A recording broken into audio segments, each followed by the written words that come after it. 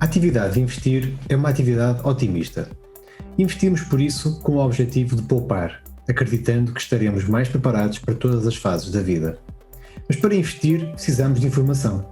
Informação pessoal, relativa ao mercado e à economia, perceber a nossa tolerância ao risco e definir as nossas preferências, como por exemplo o horizonte temporal de investimento.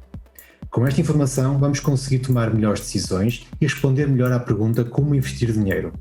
Para isso, servimos-nos do mercado financeiro, que é a nossa máquina de atualização de expectativas e o indicador avançado do mundo no futuro.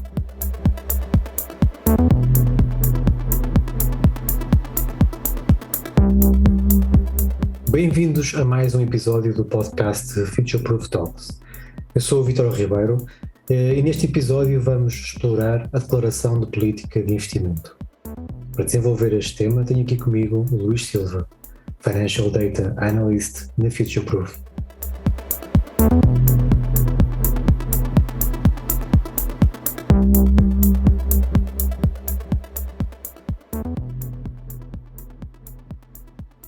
Olá Luís, bem-vindo a mais um podcast. Hoje vamos falar sobre a declaração de política de investimento. É um termo que nós usamos muitas vezes ao longo dos vários podcasts que já fizemos juntos. Temos falado muitas vezes no IPS, né, que é um termo, é um acrónimo IPS, que quer dizer em inglês Investment Policy Statement. Em português, então, é a Declaração de Política de Investimento. Nós consideramos este documento essencial. Diria que é quase uma regra de ouro entre a relação entre o advisor, entre nós e os investidores. E por isso, ao longo deste último mês, fizemos uma série de artigos sobre aquilo que é a IPS, a tal Declaração de Política de Investimento. Ainda abordamos qual é que é a sua importância, o que é, quais são os elementos que compõem essa IPS e de que forma que ela pode ajudar o investidor a atingir os seus objetivos. Há aqui uma série de vantagens e eu começaria por dizer aqui algumas, depois tu acrescentarias também outras. Eu diria que é uma forma de, como já disse, de orientar a relação entre os intermediários financeiros, os vários, porque na Declaração de Política de Investimento não está só a relação entre o advisor e o investidor. Está entre o advisor, está entre o corretor, entre o custodiante, portanto há vários intervenientes neste processo. Muitas vezes ficamos muito presos apenas a dois intervenientes, entre a relação mais comum entre o banco e o investidor, não é? e o cliente do próprio banco. Eu diria que aqui temos que abraçar outros intervenientes, ainda mais numa altura em que os investidores estão cada vez mais autónomos e querem tomar as rédeas do seu futuro, não é? E do seu investimento. E então definir esta declaração de política de investimento, que não é só dirigida aos grandes investidores e aos investidores institucionais, que qualquer pessoa deve ter a sua ou as suas, porque nós podemos ter uma IPS, e vamos usar aqui este termo de forma, para toda a gente perceber. Podemos ter a sua IPS, podemos ter várias, cada investidor pode ter uma, duas, três, de acordo com os seus objetivos, porque existem vários tipos de objetivos, que é uma segunda parte do podcast e que queremos falar também mais já à frente. Mas agora também pedia para tu também dares aqui o teu enquadramento e o que é que achas do que é a IPS e a sua importância. É assim, tendo em consideração que falamos da IPS em todos os episódios, eu até pensei que iríamos falar da IPS mais cedo do que no episódio 11, não é? Mas pronto, ao longo... Nunca é tarde. Não, nunca é tarde, e ao longo dos episódios fomos sempre fazendo as pessoas pensar, e acho que na importância, e finalmente estamos a fazer um episódio só dedicado à IPS, e acho que a ideia geral da IPS, da necessidade dela e de fazer um plano acabamos por transmitir ao longo destes últimos meses, desde que começamos o podcast. E agora acho que vamos falar mais aprofundadamente da sua importância e da razão pela qual nós achamos que é algo central num plano de investimento, não é? Sim.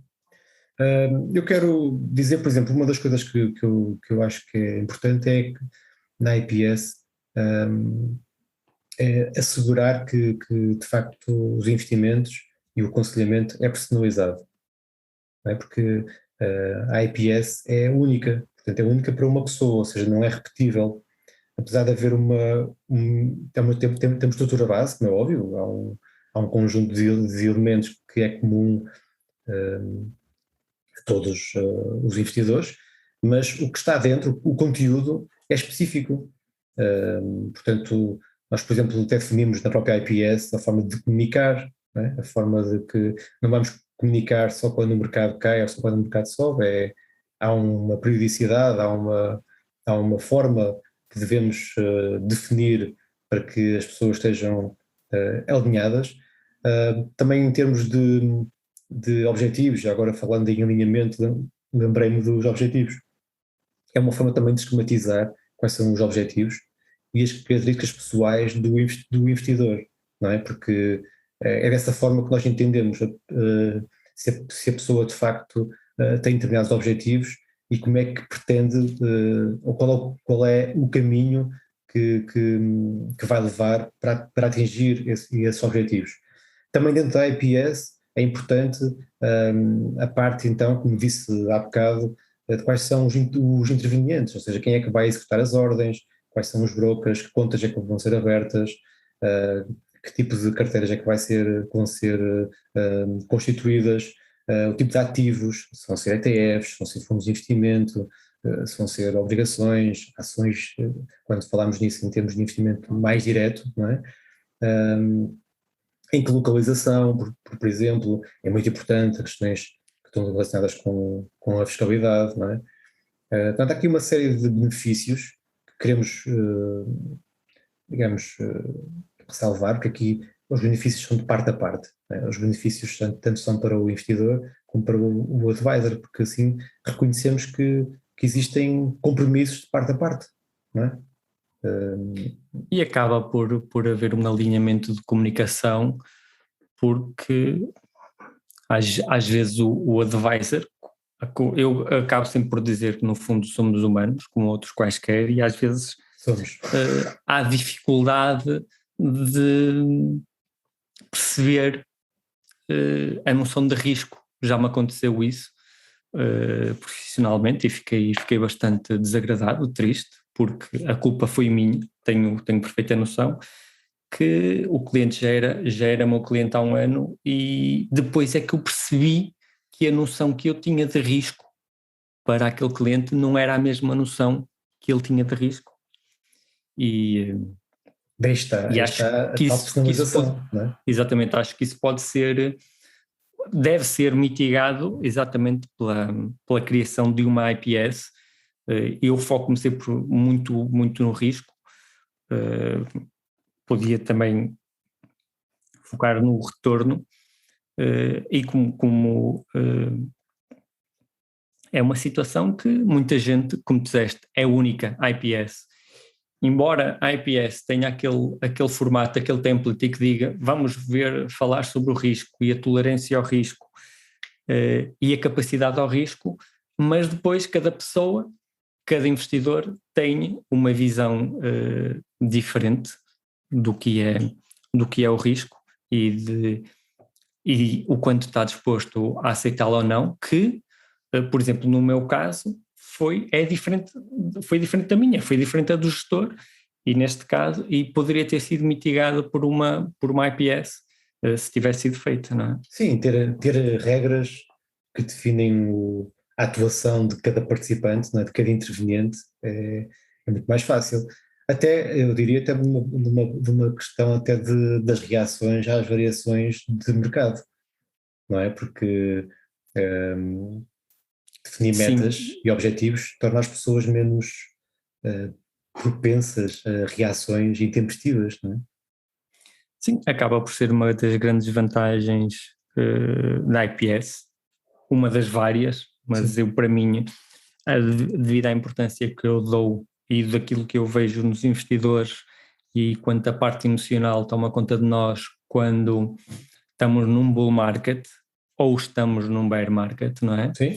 Que as pessoas ou querem risco, passamos às vezes o próprio investidor parece que o nível de risco pretendido muda consoante o mercado, não é? E sabemos que isso Precisamente, é isso mesmo. não deverá ser assim. Mas em bull market, quer se é risco, quer se é small caps, e depois em bear market, não, afinal queria era mais obrigações, não é? E ao falar de obrigações, estou a falar de obrigações governamentais, o oposto, não é? Sim, Estamos a falar de obrigações sem grande risco. grande risco, sim. Mas Depende do tipo de risco. efetivamente, Risco de crédito, queres dizer? sim. Depende, exatamente. Mas a minha questão foi mesmo esta de este tipo de movimento emocional não é positivo para atingir objetivos de retorno de longo prazo, não é? Claro. Aliás, uma coisa que nós temos reparado é que os investidores que de facto optam por ter uma IPS, ou seja, uma política de investimento bem definida, um plano financeiro, são muito menos precipitados nas suas decisões. Ora, isso no longo prazo é um fator positivo, não é?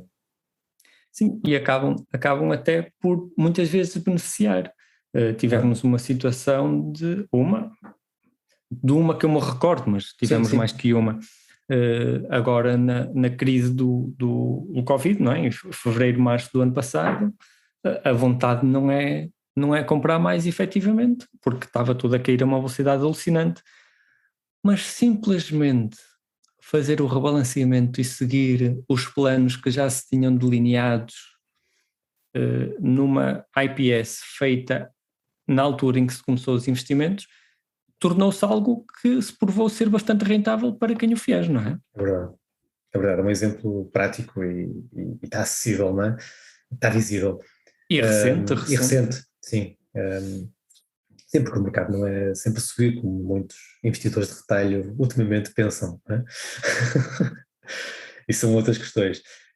Mas o que é facto é que muita gente diz-me que mas ter uma política de investimento, isso é só para os investidores grandes e para os institucionais e para os fundos de investimento e ETFs. Não, de facto, esses investidores e essas pessoas têm desde sempre, ou desde há muito tempo, uma IPS, mas diria, como voltando ao início, qualquer pessoa deveria ter.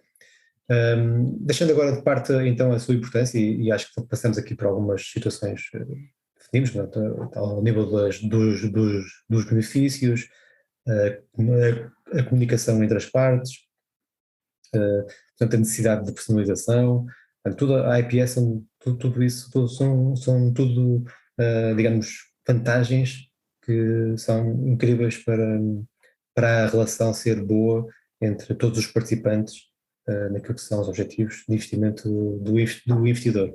Eu passaria agora, se calhar, à parte dos objetivos, não é? E daquilo que são os elementos que fazem parte de uma IPS. Existem vários elementos, como é óbvio, há uma estrutura base.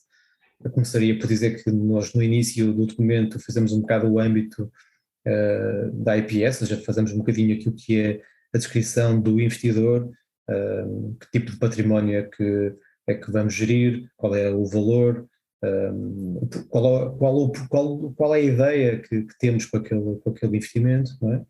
Depois, quais são os responsáveis? Aí está a parte que agora, que há bocado também já referimos, que existem várias pessoas envolvidas neste processo, portanto, quais são, e vamos fixar aqui quem são e o que é que a IPS tem a dizer sobre isso. E depois passamos aqui, se calhar, a duas partes que eu queria desenvolver um pouco mais. Que a primeira são os objetivos de investimento, de retorno e de risco, e a segunda seriam os constrangimentos, as preferências e as restrições. Sobre os objetivos, há aqui muito a dizer, não é? Temos aqui vários pontos em análise. Julgo logo à partida é importante distinguir aqui estas três. Há um objetivo de investimento e, de facto, muita gente tem vários objetivos, que vão desde a reforma, desde comprar uma segunda casa ou uma primeira casa, estudar, pagar o colégio dos filhos, a universidade. Quer dizer, há uma série de objetivos e metas que são comuns a muita gente. Iniciar um negócio próprio, sei lá, existem diversos, até comprar um carro, eventualmente. Portanto, há uma série de objetivos que podem ser quantificáveis, não é? As tais metas. E nós vamos direcionar então o investimento e o património e toda a carteira para esses objetivos. Não é? E depois passaríamos então aos objetivos de retorno. Eu aqui pedia para tu comentares um pouco isto do retorno necessário, retorno desejado. Sim, já antes de começarmos a gravação do podcast estávamos a discutir, e é sempre algo que muitas vezes temos que, até falei do facto da IPS ser uma boa oportunidade de educação do cliente, e muitas vezes faz o cliente Educação dos pensar. dois, não é? Tanto nossa como do próprio investidor. Sim, exatamente. É? Nossa, no sentido de compreensão do cliente, muitas vezes refletir sobre o que quer tirar dos seus investimentos, porque é que está a investir, qual é o objetivo, porque honestamente sabemos perfeitamente que muita gente investe porque o amigo disse que estava a ganhar dinheiro na ação X ou na ação Y e vamos então comprar porque é para ganhar algum dinheiro, ao contrário de um investimento de longo prazo, com um plano, com um retorno objetivo, com uma meta a ser atingida, e de facto faz a pessoa pensar nos retornos e muitas vezes vermos qual é o retorno desejado por parte do cliente. Sim. E se ele é realista ou não, face ao risco pretendido. E também se o investidor tem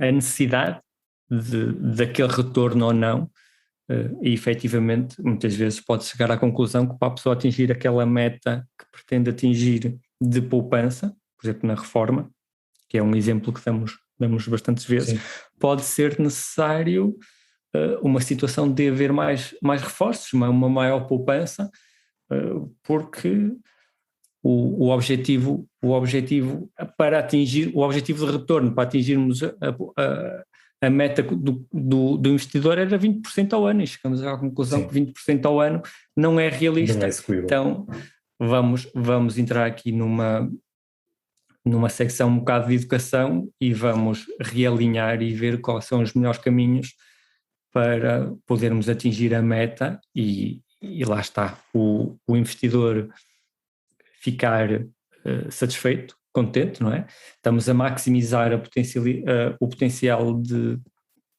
dele atingir a sua meta, claro, que inicialmente não sabia. Há várias formas de chegar a esse caminho, não é? Exatamente, inicialmente poderia não saber que não é execuível uma rentabilidade de 20% ao ano, e depois a longo prazo, e há sempre um ou outro ano que pronto, mas sim, depois uma pessoa pega num bull market em que é como nós temos estado nos últimos 10 anos, não é? Se pegamos em 2 ou 3 anos bons, uma pessoa extrapola e pensa que consegue aguentar 20 ou 25 assim anos este tipo de rentabilidade, não é? E sabemos que não é realista. Isso acho que foi o que te disse, outra das grandes vantagens da IPS é de facto a educação e obriga o investidor também a refletir sobre as suas próprias metas e claro, como pretende chegar a essas metas, não é? Sim, sim. E poderá começar a pensar no longo prazo, em vez de alguém recomendou-me esta ação, vou comprar porque acho que vai subir e que posso ganhar algum dinheiro, e começar a pensar realmente na reforma ou como meta, ou quando o filho entrar para a faculdade, ou como tu disseste, comprar uma primeira ou segunda casa, e efetivamente ter um pensamento mais sistemático sobre o seu investimento de longo prazo. Sim, quase como uma espécie de bucket list, não é? Estamos aqui a fazer um bocado à peça. Por isso também existe um modelo de investimento que é o Goals-Based Investing, ou seja, no fundo é desenharmos uma carteira ótima para cada objetivo, para cada meta que o investidor queira. Não é? Muitas vezes isso em termos, se calhar em termos económicos e em termos financeiros tradicionalmente não será o ideal, porque nós devemos ver todo o dinheiro de uma forma integrada, não é? todo o património, mas sabemos que muitas vezes é importante, mesmo para o investidor, definirmos várias carteiras. Por exemplo, podemos ter, por isso é que eu disse no início, que podemos ter várias IPS, não é? Podemos ter uma carteira especificamente para a reforma, que é para, por exemplo, a 20, 25, 30 anos, ou menos, não é? Ou podemos ter uma outra carteira para, por exemplo, comprar uma segunda casa, ou uma primeira casa daqui a 5 anos, ou daqui a 10 anos. Portanto, e nós podemos ter esses objetivos e o retorno necessário para cada um deles será diferente, não é? Até porque depois depende da capacidade de poupança e depende de outras variáveis, como as expectativas de mercado, económicas, e também já aqui em termos económicos falaria aqui da inflação, que acho que é importantíssimo, porque o retorno, a rentabilidade deve estar ajustada à inflação, né? Devemos ter sempre a inflação digamos, como subjacente a qualquer plano, para ter um retorno real, né, daquilo que é o nosso potencial a longo Sim, prazo. nós temos falado várias vezes da Sim, inflação no podcast, e às vezes uma pessoa até pode facilitar, e eu vejo por mim emocionalmente às vezes a pensar, é só 2% ao ano, ou pois, 1,5%, algo do género, e mesmo com 2% ao ano já temos blog posts com os cálculos feitos. Quer dizer, ao final de 25, 30 anos vai-se pagar mais, entre aspas, de inflação do que de impostos. Mas claro, as pessoas queixam-se dos impostos e não pensam na precisamente. inflação como acaba por ser um imposto silencioso, não é? Uhum. E efetivamente há uma diluição muito grande das poupanças e do dinheiro a muito longo prazo, e que efetivamente pode ter um efeito muito negativo e fazer Sim. com que a pessoa não consiga atingir as metas a que se propôs, não é? Exatamente, precisamente. É isso. Só para finalizar, em relação ao retorno necessário e desejado, de facto, o necessário muitas vezes ou eu diria muitas vezes, não sei se será sempre, não é sempre, mas muitas vezes é inferior ao desejado, não é? Porque as pessoas querem sempre mais retorno, e muitas vezes não é necessário estarmos a incorrer em risco desnecessário, não é? Claro que nós muitas vezes o que dizemos é, ok, vamos ter aqui uma carteira core, uma carteira principal, e se a pessoa tiver um ímpeto de investir e de querer também ter aqui um investimento mais tático, ou até, como disseste há bocado, algumas ações, até por influenciadores, por outras pessoas que vão dizendo algumas coisas, alguns gurus, aquelas ideias que temos sempre de alguém que nos diz e que é uma boa compra, bem, então a pessoa pode ter uma outra carteira, uma parte de uma carteira menos significativa, com menos dinheiro, onde pode fazer essas apostas, não é? E não vai pôr em risco aquilo que é o plano de longo prazo. E isso entraria a seguir na tal questão da tolerância ao risco. Está sempre. Nós não podemos dizer que, ok, o retorno é este, mas para atingirmos este retorno vamos ter que incorrer neste risco. Bem, então agora temos que definir então qual é que é, já falámos também aqui em várias situações sobre o que é a tolerância ao risco e dividimos isto entre capacidade e vontade. Uma coisa é termos capacidade para assumir risco, outra coisa é termos vontade, não é? E existe muita diferença.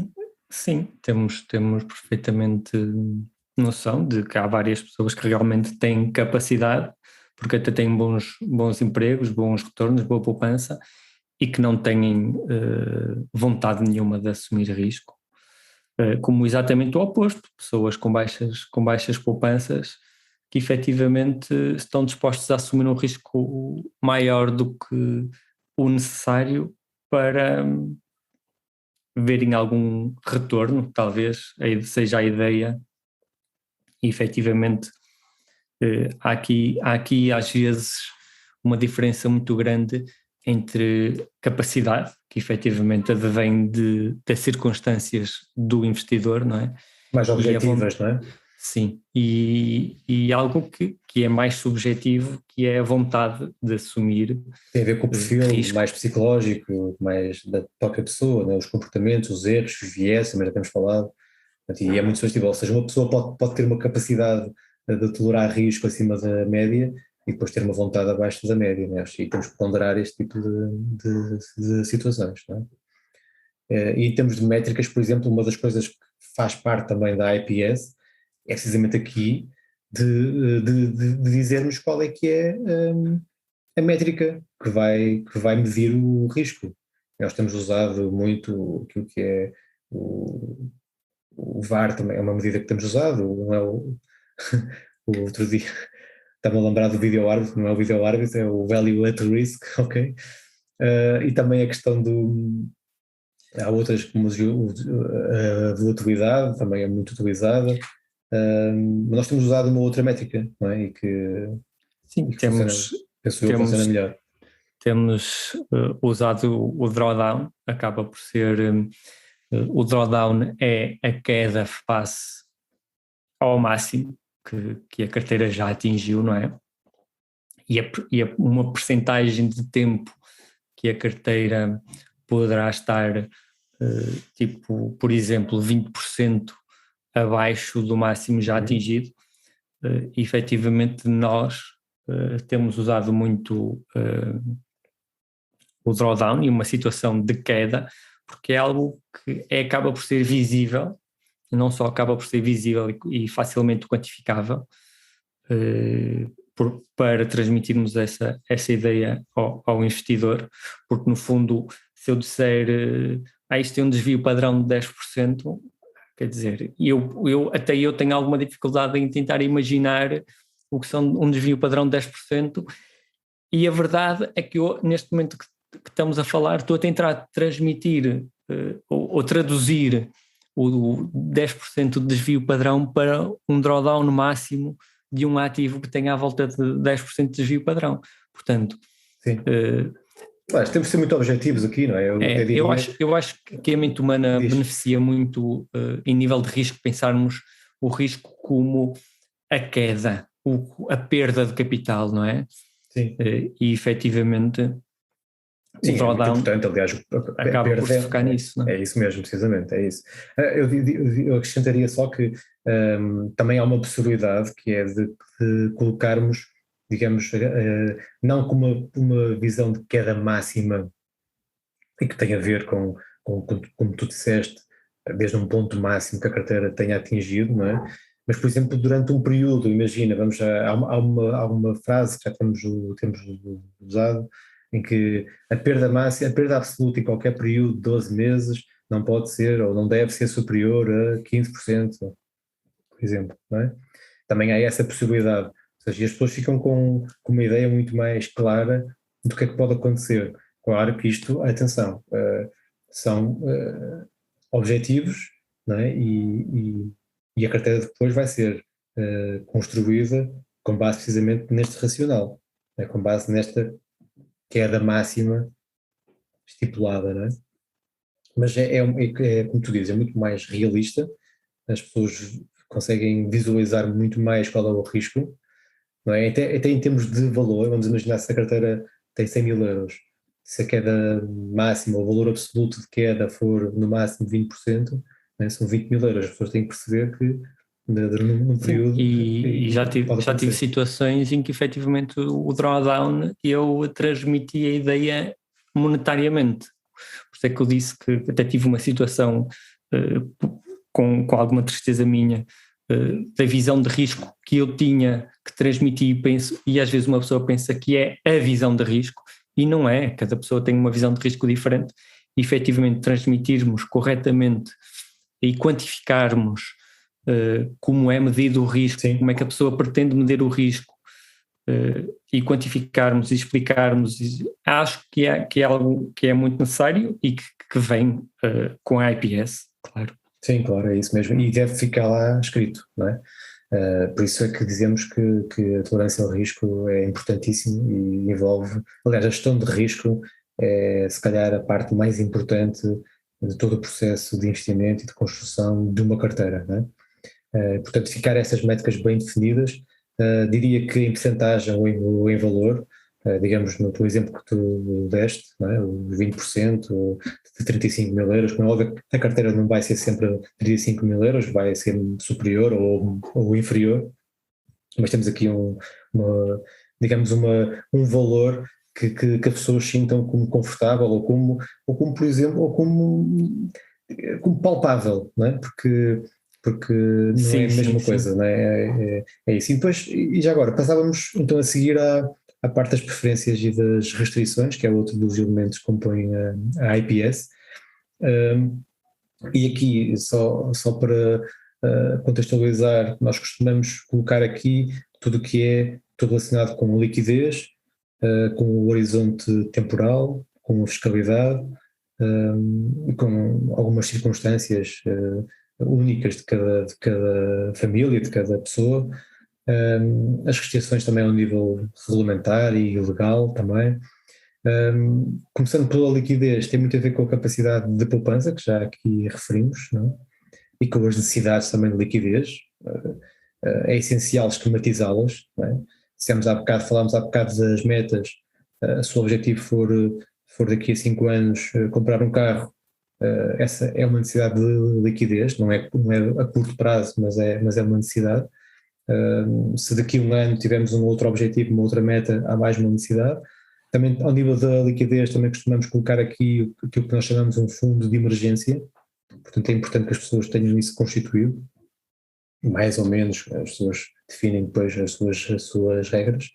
Portanto, diria que ao nível da liquidez seriam esses, também em termos de instrumentos, poderiam ser instrumentos mais líquidos ou menos líquidos, também é importante falarmos sobre isto, não é? Há instrumentos que não são tão negociados, tão transformáveis em dinheiro, vá. Temos a diferença entre imobiliário, por exemplo, e financeiro, é uma das diferenças, é mesmo essa. O imobiliário é mais difícil de transformar em dinheiro ou mais lento, né? Enquanto que o investimento num ETF é bastante líquido. Portanto, são essas noções também que são preciso, que é preciso ter e ficarem escritas também neste documento.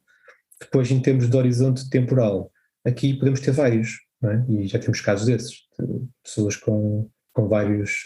Sim, é aquela situação que estávamos a falar, que é a pessoa que tem a sua poupança para 20 ou 25 anos para a reforma, pode ter os 5 anos, como disseste, para o carro, pode ter 15 anos para a faculdade do filho, por exemplo, não é? Sim.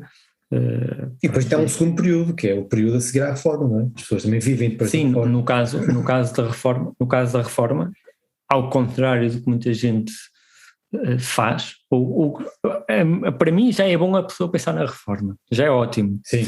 Mas dou comigo a falar com clientes como se quando esses 25 anos, imaginemos que são 25 anos para a reforma, esses 25 anos é o fim do investimento, quando não é, entra-se numa segunda fase, não Claro. é? Deixou-se a fase de acumulação para se começar uma fase de começar a gastar dinheiro da poupança, não é? E efetivamente depois poderá ter que, aliás, quando se calcula o objetivo, a meta para o que é necessário na reforma, já se deve ter em consideração isso, em termos de a segunda fase, em termos de qual vai ser o dinheiro que a pessoa vai precisar efetivamente para manter o estilo de vida, por exemplo. Claro, exatamente, é isso. Por mais 20 ou 25 anos, não é? Sim, até porque a pessoa pode ter outros objetivos a seguir. Pode querer dar dinheiro, por exemplo, aos descendentes, aos filhos, ou deixar uma herança, não é? Até tivemos já a situação de, às vezes estamos a falar com pessoas, até com colegas, e dizemos, nós pensamos ao contrário. Nós ao fazer um plano parece que começamos pelo final da vida de uma pessoa e depois é que vamos andando para trás. Sim, ao nível do retorno vê-se muito isso. Não é? Exatamente, e efetivamente quanto é que a pessoa precisa nesta segunda fase. O que é engraçado é, nós chamamos de segunda fase, mas é quase muitas vezes por aí começamos os cálculos, não é? Quanto é que a pessoa precisa na segunda fase ou na sua reforma para viver mensalmente. E aí até há vários cálculos de Monte Carlo, etc., em termos de sobrevivência. Portanto, também não queremos que a pessoa fique sem sobrevivência do capital. Do capital. Não é? Sim. Não queremos que a pessoa fique sem Há aquela sem regra capital. famosa, não é? A regra dos 4%. Não é? Que Sim, entretanto, várias coisas mudaram, evoluíram, né? há várias visões, não é? Mas efetivamente essas do 4%, talvez pela simplicidade, sim, e por ter sido uma das primeiras, acabou por... Perdura. Exatamente. E não é que seja mau, não é que seja má, mas depois é um bom sítio para começar. É um atalho mental. Também já tivemos essa situação, foi um bom sítio para começar esses 4% e depois chegou-se à conclusão que afinal não. 3,25 já chegava naquele caso. E já se pôde alterar, com base nisso, já se conseguiu alterar as metas. E a própria carteira, não é? Exatamente. O nível de risco necessário para atingir, ou seja, começando pelo fim. Sim. Começando com a segunda fase, a fase já na reforma, quanto é que a pessoa precisa. E a partir daí é que se começou a calcular quase para trás quanto é que a pessoa precisa, quanto é que a pessoa, qual é a meta na reforma. Se é esta a meta na reforma, qual é o risco que precisa de assumir para ter este retorno? E assim, porque é diferente, não é? Ter um retorno de 3% estimado, ou esperado, ou desejado, ou objetivo, ou necessário, não é? É muito diferente de ter 5 ou 6, né? Estamos a falar, são variáveis, e as variáveis implicam uma grande alteração, não é? Acho que é algo que as pessoas devem refletir, como disse, a IPS é ótimo para educar as pessoas, porque se calhar, e digo eu, não tendo se calhar este caso, mas acho que poderia acontecer facilmente, uma pessoa até pensa, eu quero o maior retorno possível. Claro. Não é? E temos que entrar num campo desse, mas o maior retorno possível pode não ser o melhor para si. Claro. O que poderá ser algo que pode fazer alguma confusão, e lá está, entra num aspecto de educação e como é que se chega aos cálculos necessários para a pessoa atingir as metas que pretende, e não simplesmente dizer, eu quero o maior retorno possível, porque acho que instintivamente é o que a pessoa quer, não é? A pessoa quer o maior retorno possível, só que depois todos queremos, não é? Tendo em consideração o risco, vários fatores que estou disposto, sim, vários fatores, mas o mais simples acaba por ser, risco, tendo em consideração o risco que estou disposto a correr, não é? Mas sim, poderá haver outros há fatores. Vários tipos de risco, não é? Como é óbvio, já falamos sobre isto também. Sim, poderá haver efetivamente outros fatores que temos que ter em consideração para atingir as metas necessárias, não é? E até aqui a questão, entrando já no próximo ponto, é da fiscalidade, não é? Porque nós falamos muitas vezes em retorno e falamos num retorno bruto de impostos. Temos que contar que existem impostos, e cada vez impostos mais altos, como sabemos, e o futuro não vai-nos trazer certeza de impostos mais altos, por toda a conjuntura, por tudo o que tem acontecido. Portanto, temos que pensar também seriamente nisto. As pessoas têm que ter a otimização fiscal, acaba por ser também uma peça importante, uma restrição, um constrangimento importante e que deve ser colocado na IPS. As pessoas estão sujeitas ao IRS ou ao IRC ou o que seja, o imposto, e a própria carteira e o próprio rebalanceamento, que já vamos falar a seguir também, tudo o que é o processo de reforço, digamos, estruturação da própria carteira, de escolha dos instrumentos, se os instrumentos são de acumulação ou são de distribuição, tudo isso tem um impacto considerável ao nível fiscal, que as pessoas não devem minorizar, não podem, porque de facto é importante. Se o retorno é 3% bruto, líquidos é muito menos, não é? Portanto, temos que ter essa noção. que a fiscalidade é muito importante. Há outras restrições e também aqui entra a questão da alocação de ativos. Também na IPS fica já definido, normalmente em anexo, qual é a carteira ótima que é aconselhada, portanto, ao nível de classe de ativo, também ao nível da execução, como é que vai ser executado essa própria instrumentos, que instrumentos é que vão ser executados, e também a questão, para finalizar aqui os elementos, a parte da avaliação de desempenho e gestão de risco. Não é? Há aqui um conjunto de métricas e de reporting que já falámos de algumas, falamos do value at risk, falamos da queda máxima, falamos da volatilidade, portanto, há aqui várias métricas, falamos sempre em médias, em medidas de risco, mas também temos que ver aqui medidas de retorno, né? e aqui também temos que analisar se o retorno está a ser atingido, e é parte da monitorização, a parte também fica definido na própria IPS, é que se de facto o nível da carteira ou a evolução da carteira está a ser em conformidade com aquilo que são os objetivos estipulados, que desvios é que estão a acontecer. Isto é muito importante, mesmo em termos de alocação de ativos também, que desvios estão a ter as várias classes de ativos, como é que vai ser o processo de rebalanceamento, se vai ser anual, se vai ser por banda, como temos já referido, ou seja, se a classe de ativos está fora daquilo que é a banda ideal, fazemos logo o rebalanceamento ou esperamos pelo ano civil ou pelo ano da apólice ou da gestão, não é? Sim, eu sobre o rebalanceamento acabo por ter uma visão de minimização de impostos. Claro, e de custos também, de transação, não é? Sim, no caso, mas no caso do rebalanceamento acabo por sempre dizer à pessoa que se calhar provavelmente ao investidor que a melhor altura para o rebalanceamento é juntá-lo com os reforços, não é? Claro. Para que não haja vendas, mas que sim que o rebalanceamento seja feito com os reforços. Sim. E aí voltarmos aos pesos iniciais pretendidos. Exatamente. Portanto, e que estão definidos na tal IPS. Né? Sim, a altura dos rebalanceamentos às vezes vai acabar por ser um pouco vai bater com a altura dos reforços, para o bem ou para o mal, embora às vezes, como dizes, a parte também se pode usar algum tipo de rebalanceamento com base em bandas e provavelmente poderá-se ter que ir buscar, se não bater certo com a altura de reforços, pode-se ter que ir buscar um bocado à liquidez imediata durante algum tempo, mas de facto eu pessoalmente penso que a parte dos reforços está muito, muito ligada aos impostos, porque fazer um rebalanceamento com vendas, fazer um rebalanceamento com vendas acaba por poder ser mais custoso do que não o fazer durante algum tempo. Claro, não, isso é importante, o rebalanceamento é bastante importante até.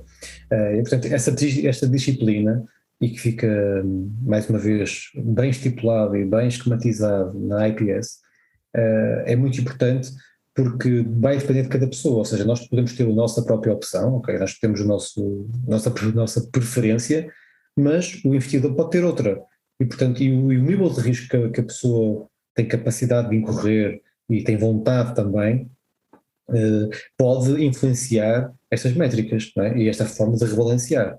Portanto, se por exemplo o nível de peso de ações ultrapassou aquilo que é a banda ótima, e a banda, vamos dar um exemplo à sorte, de 40% e está em 45%, portanto, se calhar, para o nível de risco que a pessoa quer correr, ou para aquilo que é o perfil de risco e psicológico da própria pessoa, do próprio investidor, pode ser necessário trazê-lo, essa classe, para os tais 40%, para os pesos iniciais.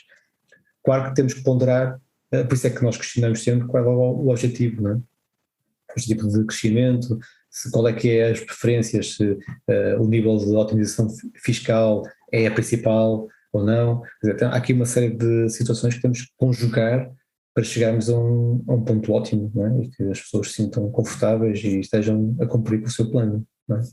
Diria que isso são os pontos fundamentais. Essa parte do confortável, eu pessoalmente acho que é extremamente importante e é mais importante que às vezes as pessoas pensam.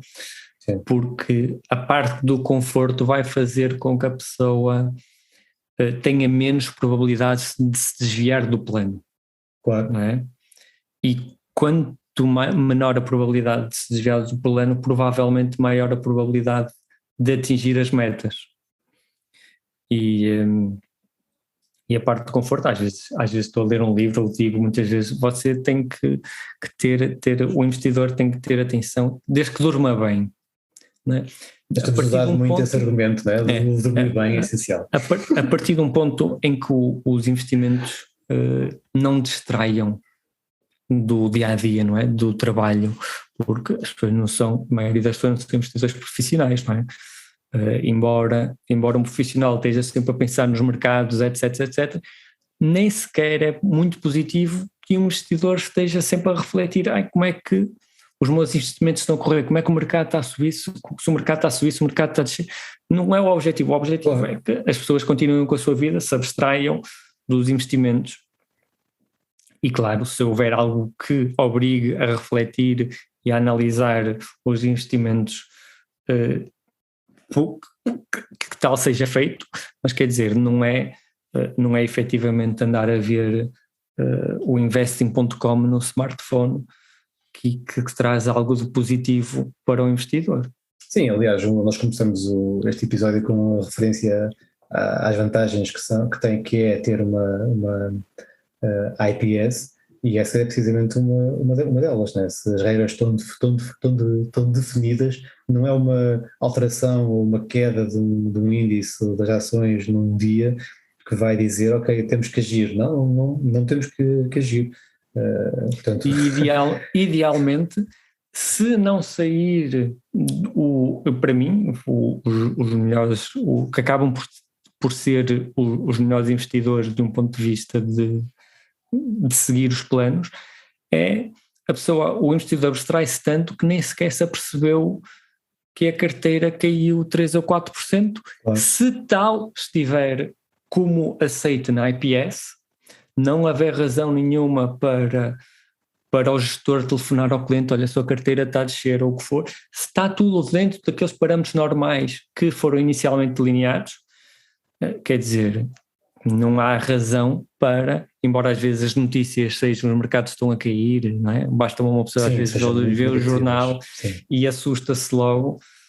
Tive situações engraçadas que vieram daí, do facto de Portugal ter passado um mau bocado em 2013, 2014, não é? Na altura da Troika, e os mercados internacionais até estavam perto de máximos ou estavam em máximos, e clientes a ligar-me, e como é que está? Não, está tudo bem. Mas eu vi no telejornal ontem que não, está tudo ok. Sim, isso tem muita influência, as notícias são muito importantes, influenciam as pessoas. As pessoas abstraírem-se, terem investimentos e sentirem-se confortáveis, como tu disseste, sentirem-se confortáveis ao ponto de não se assustarem com este tipo de situações, é algo que eu acho que é fulcral e muito importante para se conseguir atingir as metas de longo prazo, porque andar sempre a alterar consoante os mercados é algo que é bastante negativo. Sim, e falaste agora em alterar, e é precisamente isso que vamos concluir com a alteração à IPS, não é? Porque essas alterações normalmente não são feitas muitas vezes, portanto existem fatores que podem levar a que seja necessário, mas não é uma situação de mercado, uma queda do mercado, que vai fazer com que se altere a IPS. Aliás, eu dou muitas vezes o exemplo, e também temos num blog post esse exemplo, uma alteração, uma IPS, por exemplo, pode ser um caso de uma doença, não é? Imaginemos que temos um filho que, entretanto, soubemos que é doente ou algo aconteceu, portanto, e aí sim é um motivo mais que forte e suficiente para fazermos uma alteração à IPS. pode não ser necessário fazer alteração, mas pode ser necessário também que isso aconteça. Mas de qualquer das formas, percebermos que uma alteração à IPS, embora a IPS não seja algo que esteja escrito em pedra, sim, não é rígida. Obviamente, não é rígida, mas alterarmos a IPS consoante alterações na vida ou do ponto de vista do investidor e não dos mercados. Dos mercados, é isso. Acho que o resumo é mesmo esse. Porque efetivamente pode haver, estamos a falar até de uma coisa negativa, não é? Uma pessoa ter gastos superiores ao esperado, mas até pode acontecer o oposto. Alguém arranjar um emprego ou conseguir vender a empresa ou arranjar um emprego bom e, não, afinal, olha, vou conseguir fazer um reforço grande ou maiores reforços para que as nossas metas sejam, a minha meta de investimento na reforma tenha uma maior probabilidade ou de facto termos que ajustar isso, porque se a meta na reforma for, por exemplo, manter o estilo de vida, se a pessoa aumentou o estilo de vida porque tem um emprego e um rendimento superior, poderá haver um ligeiro ajuste inerente a isso, não é? Uma maior poupança. Sim, maior poupança pode ter uma maior poupança que leva a uma maior meta. Ou até aquela situação que temos falado também já muitas vezes, que é uma independência financeira mais cedo, não é? Em que consegue atingir esse valor bastante mais cedo. Há aqui alterações que de facto não é só aspectos negativos que alteram a IPS, não é? Todos os aspectos da vida pessoal, mas, como tu disseste. Algo que efetivamente seja da vida do investidor. É isso, Luís, nada melhor do que acabar com esta frase e esperarmos que as pessoas e os investidores que nos ouvem que tentem fazer de facto a sua IPS e de facto a declaração de política de investimento é muito importante e fará só bem. Até à próxima, Vitor. Até breve.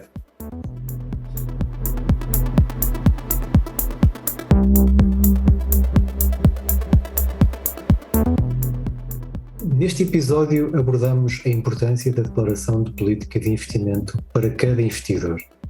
Para mais conteúdos e informações sobre este e outros temas, acedam a futureproof.pt e às atualizações no nosso LinkedIn e Twitter.